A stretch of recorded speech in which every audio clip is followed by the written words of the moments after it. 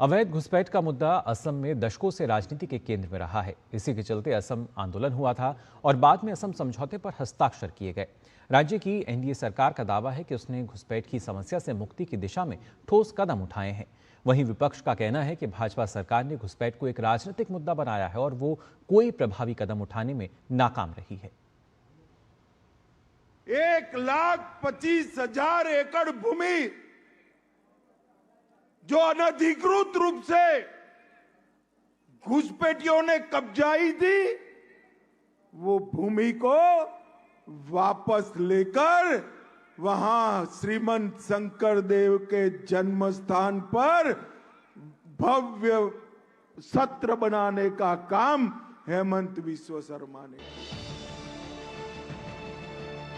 असम की हिमंता बिस्वा शर्मा सरकार का दावा है कि वर्तमान सरकार ने अवैध घुसपैठियों से 1.25 लाख बीघा से अधिक जमीन खाली कराई है और अगर दोबारा सरकार बनी तो ये प्रक्रिया और तेज होगी। असम में अवैध घुसपैठियों की समस्या असम के मूल निवासियों की संस्कृति, सामाजिक और भाषाई पहचान की रक्षा से जुड़ा मुद्दा है, तो यह राज्य के संसाधनों पर अतिरिक्त बोझ और असमिया अस्मिता पर पड़ रहे प्रभाव का भी मुद्दा है। भाजपा का कहना है कि 4 मई को जनादेश हासिल होने के बाद आने वाले समय में कम से कम 5 लाख बीघा जमीन से होने जा रहा है। तो 1,50,000 बीघा जमीन ऑलरेडी एवेक्टेड वहां खाली कराया गया है और अनदर 5 लाख बीघा जमीन को आइडेंटिफाई किया गया है कि यहां पर एवेक्शन करना है, डिक्लेयर्ड है।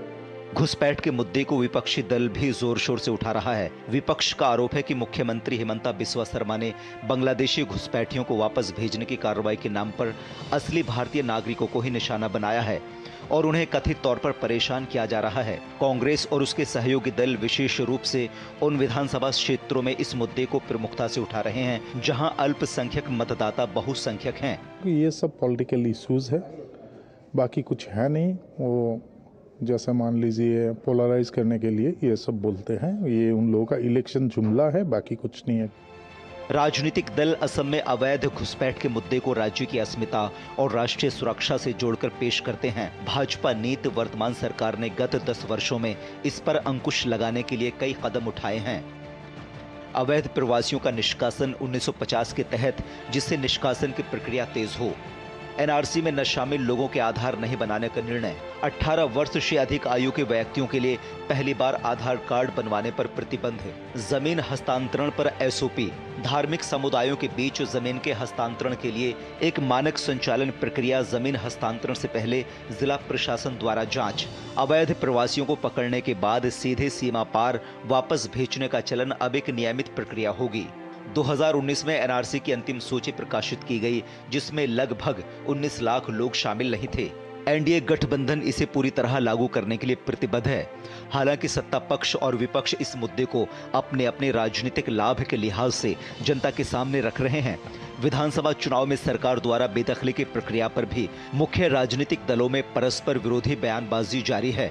कांग्रेस ने इलीगल एक्ट बना के असम में मियां मुसलमान को रखने का, बसाने का काम किया था। एविक्शन बांग्लादेशी को भगाने के लिए कर रहे हैं, तो हम लोग सपोर्ट में हैं।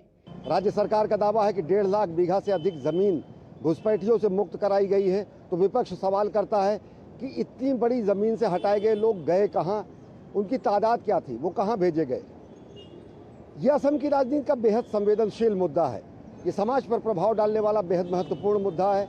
यहाँ की पहचान और यहाँ की अस्मिता और संस्कृति से जुड़ा हुआ मुद्दा है। ये मुद्दा चुनाव प्रचार में उठता है। जैसे जैसे प्रचार बढ़ेगा ये मुद्दा गरमाएगा, लेकिन इस मुद्दे का चुनाव पर क्या प्रभाव होगा ये जनादेश बताएगा।